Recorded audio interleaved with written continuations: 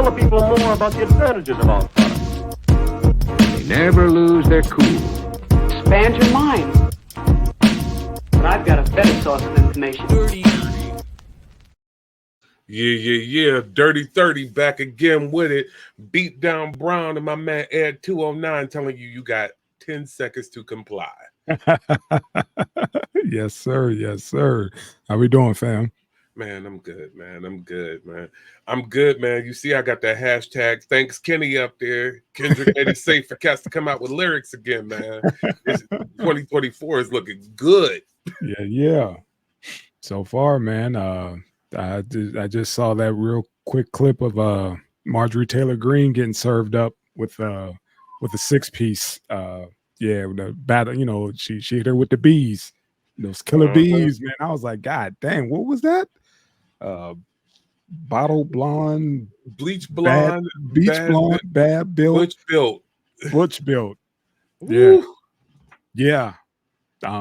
We get into it, man. 2024. I'm with it, man. 2024 is different. God dang, actually, it should be thanks Kenny, thanks Cat. Cat started it off. Yeah, he did. And Cat started it off. Cat started it off. He started the argument in Sal's famous. Kenny threw the chair through the garbage can through the window. Yeah, man. It's just and the summer ain't even upon us yet. Not necessarily, but it's gonna be a long hot one. I see. They not like us. Not at all. Not at all. Apparently, when you get blasted like that, and you got to ask somebody, well, what exactly does all that mean? Yeah, you're in trouble, because that's what Marjorie Taylor is probably doing right now. What did she say about me? I don't understand that. Yeah, don't worry about it. What did she say about you? Yeah, just next time, keep your mouth shut. So yeah. With that being said, man, bro, you want to run it down? Run it down, man. Okay. So DineroCon is coming up. Nas and Robert De Niro are collaborating on DineroCon, a historic fusion of hip hop and film. So in an unprecedented move, they're saying here, both the music and cinema are colliding here. Nas and Robert De Niro are doing the con and doing a collaboration that's supposed to be very memorable, as they're saying, for people that are in the both right there. And let's be honest, this is what Hanson Mandela broke this down when he was talking about, dressing and everything and dressing your age and all like that. And it was like, I brought down a point to him. It's like, well, it's crazy because if you look at it, hip hop has a reach that is so long. We're talking about 3 decades of hip hop, like really going to the forefront of things. And because it's going through the forefront of things, hip hop fashion, we ain't talking about the little incidental things that's like, here and there, what I'm saying, your oversized tees, these skinny jeans and stuff like that. But just the overall aesthetic of how things look. It's been a landing point that it's cultural to the point of it goes beyond just black, white, or whatever. Everybody's on it. You know what I'm saying? Every country, whatever. And film is no different. The fact that not even with just rappers getting into acting, but even the overall aesthetic of how the soundtracks of movies, even when they aren't hip hop based, and have that soundtrack feel in there. The fact that the culture permeates into every form of it. And then what we take from film, the mobster aesthetic and things like that, into music. They go right there. And so, it's really cool. I'm in my mind imagining, now showing up in the pink suit, like on Street Dream. And, De Niro was in the video. So, you know what I'm saying? They've been fans of each other for years, and it's just one of those great opportunities for them to do a collaboration and do a little Q&A. And I can only imagine how that's going to go. You got them in the same room and them two swapping stories on, Nas, linking up with Hype and doing those epic videos that, like you said, that mimic the movies. That's what they are. They turn into mini movies. From R. Kelly and his in the closet thing or whatever, and to Michael Jackson, remember the time, to Waterfalls, the $1 million budgets, for these damn videos. They were movies, And even the way that independents carry on. Well, you got people who carry I can't think of it off the top of my head right now, and I'm going to kick myself for it, but you have certain artists who had a storyline that moved from video to video to video on the album. Yeah. Yeah. Oh, this is the continuation of that storyline, even though it's a different song. And then even back in the day, looking with somebody like Hammer that dropped a whole DVD of his album and made a movie out of the videos, but going with a storyline in between it. It's Yeah, I wild. mean, our cat's been doing that even with small budgets. When you said that from storyline going from one album to the next, like I remember Jane, Okay. EPMD, Oh how yeah, they were yeah. doing. When you talk Remember about Jane? lyrically, yeah. Yeah, that and Yeah. then Redman started doing it, and then With, yeah, Busta Rhymes. with what's the name of the character? Superman Lover, yeah. Yes. You see what I'm saying? Superman So Lover, yeah. they've been doing it for years. You just didn't realize what they were doing. De La was the king of the skits or whatever they were putting on shows, but that the shows were in between our brain. It was bouncing in between. Right here. And, Exactly. that's what made it so slick. And now that we got cats in position now to collaborate on a bigger level with the Dineros, Mr. Tribeca himself. And yeah, I think it's a dope concept and great opportunity to mash the two together. And hopefully it's just the beginning. And let's be honest, as far as something that is so New York, of course, we know how Nas is about Queens and Queensbridge and everything like that. This being the anniversary of Illmatic, the fact that Illmatic literally gave you a cityscape view of what it was like life in Queensbridge. But even with De Niro and his ties to New York and the Tribeca Film Festival that he was constantly doing, and even how he paints a picture of New York all the way from, we'll just say the classic times like that, when you go to Once Upon a Time in Once Upon a Time in New York, and Bronx even Tale. Mean Streets, Bronx Tale, everything like that, going back into that, even to his modern branding of things. Like, yo, this is New York stand up all day. I mean, Yes, sir. Mess around with this, and the Knicks get to the next round. It's gonna be crazy in New York, man. You ain't gonna know what to do with yourself. Damn straight. But definitely, man, this is a one hell of a collab. And like I said, man, that caught my eye, and I was like, "Oh shit, he actually having a sit down with the man, himself, the icon." And I believe I saw that Scorsese is even going to be involved and going to be there. Like he and Nas already had a Q&A for the article, but I believe he's actually going to pop up during the festival and do it. So yeah, all this is going to be pretty deep, man. I enjoy how everybody is, playing the game, doing their thing, man. Branching I like out. to see when mediums, I like to see when hip hoppers branch out, but I also like to see when folks go and truly understand the mediums touch. Yes. Because like I said, hip hop culture it's the dominant culture. Mm-hmm. Yeah, we've had some stumbling blocks with as far as who were the representatives at the moment and things like that. But the biggest thing about it is it definitely touches everything. It's definitely sitting there and everything. It's more odd to not see it in something than to see it in something. Mm-hmm. And like I said, saying? most of these folks don't even get recognized, unless somebody hear them in a lyric. Like, oh, that's who he was talking about. Nobody in our community knew about Gotti and all that stuff until cats kept saying, "I'm the next John," of the city and this, that, and the third. But yeah, I mean, I'm the Luciano. I'm sorry. We name dropped so many of these dudes because they idolized them and took their identity, and and ran with it. So yeah, it's only a matter of time before. Here goes this is what I make a joke with the hashtag and all like that, but my whole thing about it is during this whole battle and the fact that it was a battle of the cultures, the fact that it was a battle of the cultures, I remember back when there was a reading list, there was a viewing list associated with your favorite artist, your favorite album. You didn't just, it wasn't that digestible to just be like, unless you were already immersed in what they were, where they were coming from and what they were on. It wasn't so digestible that you could just be like, oh yeah, man, I heard them bars and you know, that was cool. That was whatever. It's like, yo, what's he talking about with today's mathematics? Oh, what is he talking about? Like you said, who's Gotti? Who's Luciano? Right. You know, who did a hit on this one? And you Right. got you searching up, you know what I'm saying, old magazines. Yeah. You up there Movies, getting your you know. authors up, you know what I'm saying? Oh, dog, I remember passing around copies of Behold the Pale Horse because everybody, you know what I'm saying, representing that on, you know what I'm saying, when Cass was doing the math and doing the knowledge on records, you know what I'm saying? It was a different time. It was just a different time of, you know, of, like you said, of being able to process the music the way, you know, it's completely changed into something I really don't like, because it's too instant and you don't have time to process it. You know what I mean? It's like, don't just drop that song on Apple Music. I need the whole thing.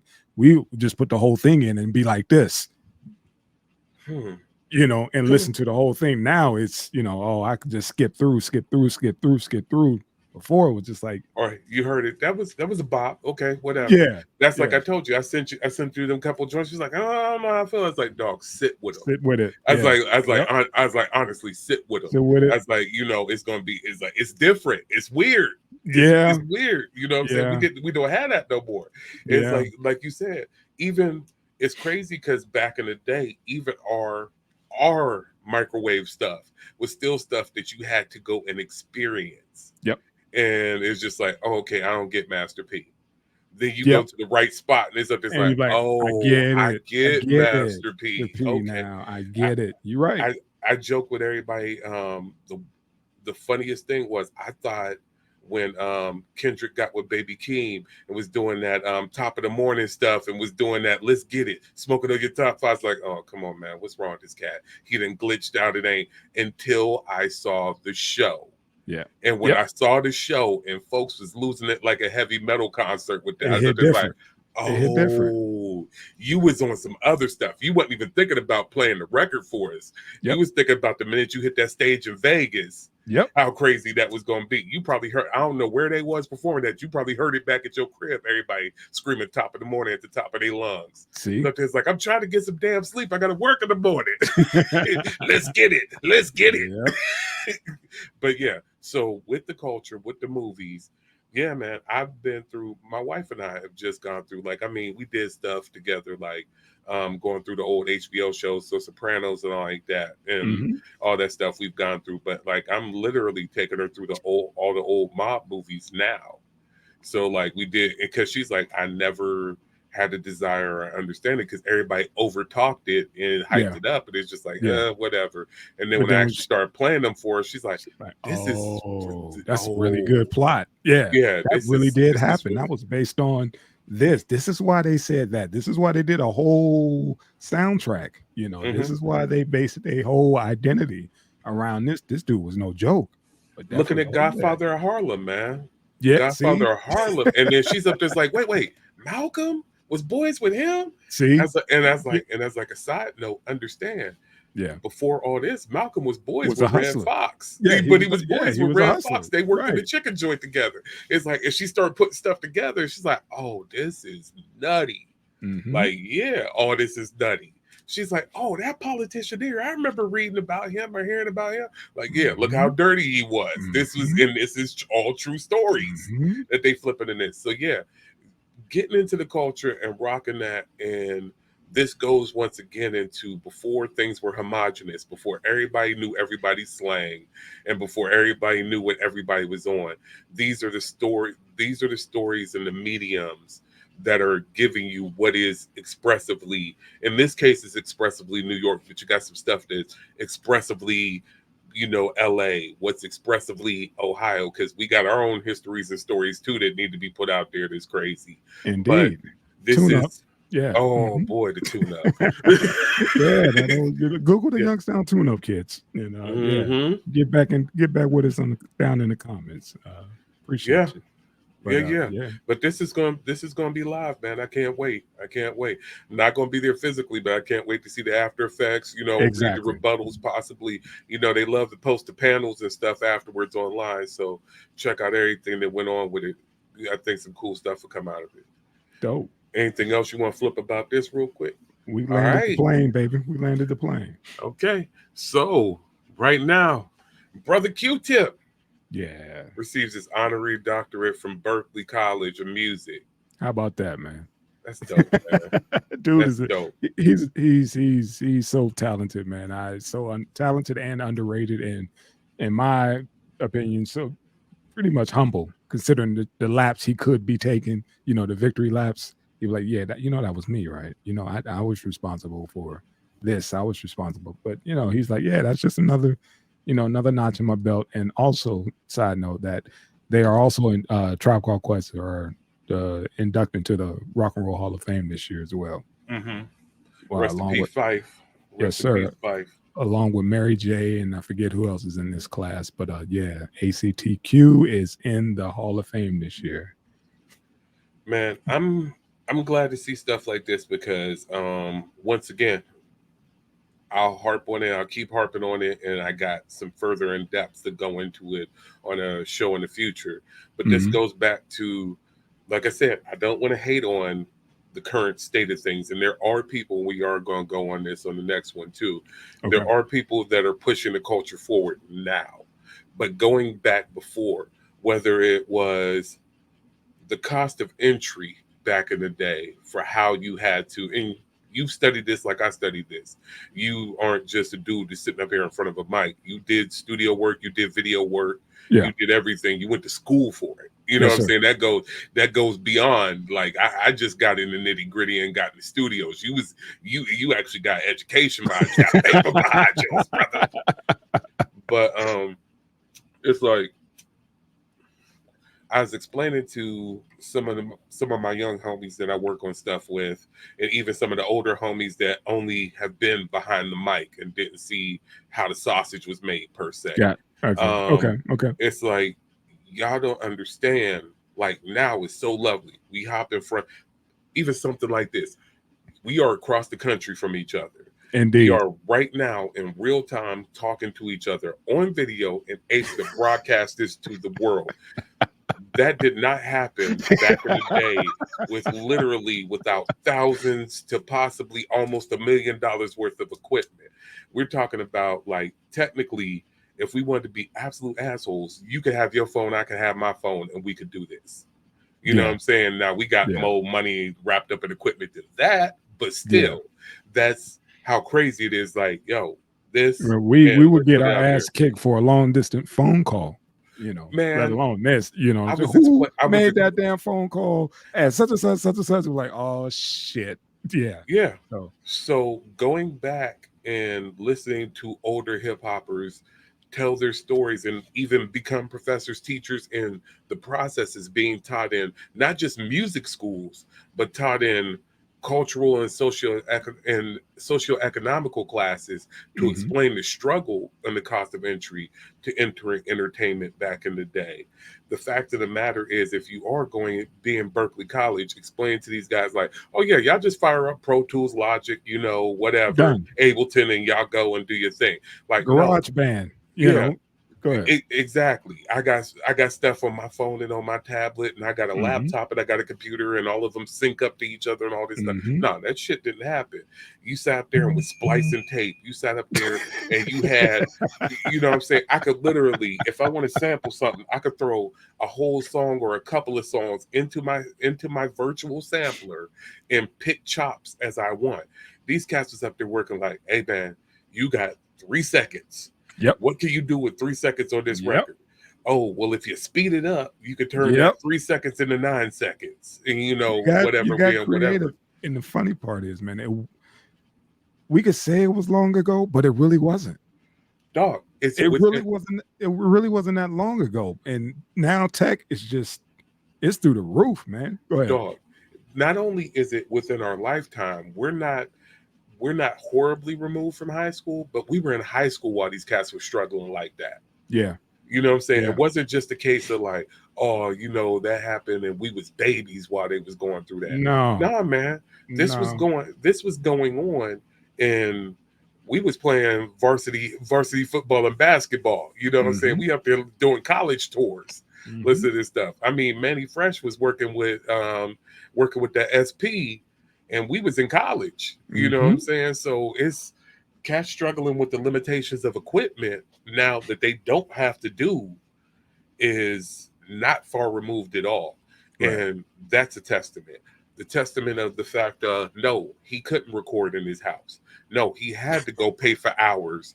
He had to go drag his ass, hop on the one train or whatever, go down here, meet with his boys, get everybody together, get to the studio, and hey, how much money you got? How much money you got? Hey man, we got 2 hours. We gotta get the best, we gotta get the most in, we get to do in 2 hours. And an hour that might have been trying to get one track together after all the sampling, arranging, and everything. How about that? It was like, dude, I done got everything together and you ain't got your bars tight. You ain't got no hooks.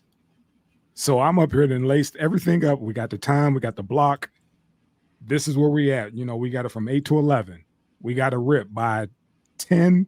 We need to be mixing down. You know, can we do that? And then that's a whole nother, you know, everybody's ears is different. And it's like, that don't sound right. Like, dude, just shut up and listen. You know, when I'm done, then critique it, but don't while I'm in the middle of the mix. But yeah. Hey man, I know how you are about time. You be up there tapping that watch on cats. I can only imagine back in the day. Like, dude, are you seriously, man? You can't get this one thing right. You can't sync this right. Well, and that's just if everything goes right, you know, from equipment, because you using stuff that's dated back then. So you hope that everything is cool. You know, the mic breeze, all that stuff. Like, dude, don't move the microphone because the cord is funky. Don't touch, you know, don't step on that, man. I got one even crazier than that for you. Or if you go into the big money studios, you got something that's so futuristic, they reading the manual during your session. They don't even know how to run it yet. Yeah, exactly. And that's how it started taking off, man. It was like, because you're going from digital to, or analog to digital, and then you're trying to bring it back home in analog again, trying to, you know, fly it back in. And it's like, hold on, man. How are we doing this? We're going to record in Pro Tools. We're going to mix in analog. What? You know, and it was one of those, like, what preference did you like? Or, you know, what was the main goal at the end, you know, to get everything laid nice and tight. But again, it goes to what styles. You got the new age dudes that's with the, you know, the Pro Tools.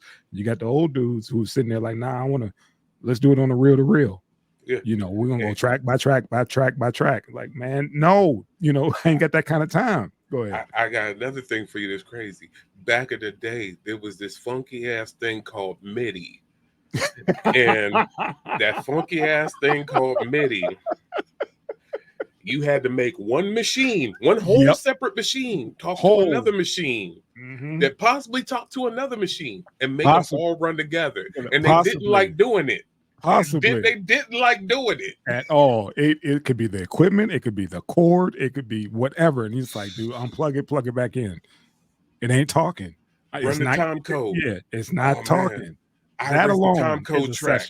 I erased the time code track. What? Yep. So all these experiences that these guys, that these elder statesmen had, went into something that was crazy. You couldn't, even going into promotion and marketing your records, you didn't have the internet just be like, you didn't have where a dude like Kendrick could literally go on Twitter or go on Instagram, new track is out, and then disappear into the shadows again. Nah, you had a whole team out there that was working for weeks, months, whatever. A street team, cats literally going, putting stickers up, putting posters up, handing out flyers about a record that you had to go purchase. When we see a poll and we see all those paper, not what was those staples in it or whatever, we knew, you know, that was, like you said, that was the internet.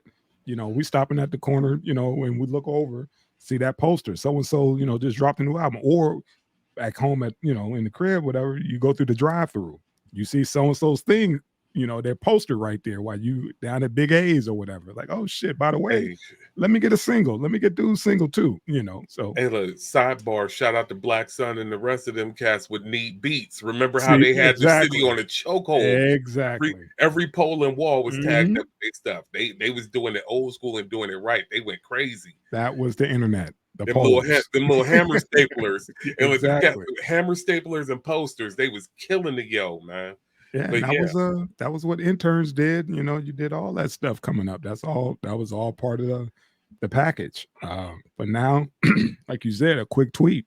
I don't think they'll ever understand how crazy and how hard and how creative you had to get back in the day. Now, to me, it's too damn easy to the point where cats are just putting out whatever, whenever, So and that's what. So if you ever have a question of why somebody like Q-Tip has a doctorate, why somebody like Knife Wonder is a professor, why somebody like Lupe Fiasco is a professor, why Mad Skills, Skills is a professor, why there is a hip hop, studies course at your big Ivy League college. This is why, because it was a process. It wasn't just from the conception to the creation, there you go, to the performance, to the promotion, to the cultivation of the culture, to making a movement out of it. It was a process, and it was something deep and ingrained. It didn't just roll off and happen. It was something that was huge, and it was crazy. So understanding how huge, how crazy, and how dynamic of a thing this is, then you get the fact of like, oh, this really does need to be taught. This really does need to be like honored, reverenced, and treasured. Like, this is crazy. So shout out to Tip, man. He's been there forever. He's brought people along. I mean, whether you're talking about his portion of the native tongues, whether it's going into, creating the with Dilla and everybody else, whether, all that stuff. I mean, of course, the Tribe Called Quest, he's a founder there, but even, taking it back when everybody else kind of went and kind of semi-retired for a second, and it was just him and Bus for a second, and everything like that. Is crazy what he's cultivated. Even bringing along cats like Mobb Deep that were never in the native tongues or the like that. How much stuff that, hell, we wouldn't have had Mad Skills if it wasn't for Tip. You know what I'm saying? Man, Tip was the one that gave us the I'm still finding out stuff, when I think I sent it to the group chat about the scenario. There was another version of it, and it had Bus was, I think he said damn, who else was on that damn thing? It was another version of the scenario where it was damn, I cannot even find it. Well, while you're doing that, go ahead and find it out. While you're doing that, even the fact that, like I said, even the first cosign for Megan Thee Stallion came from Tip. Yes. So it's like he's, even to this day, has got his hands and stuff that's just like, oh, okay, this cat is still moving. He is a movement. He is an extreme portion of a movement. And it's just like, yo, always respect your elders when it comes to this culture, period. But when it comes to this culture, respect your elders, because you don't know how much paving they did to make sure that you could go and easily go do your thing.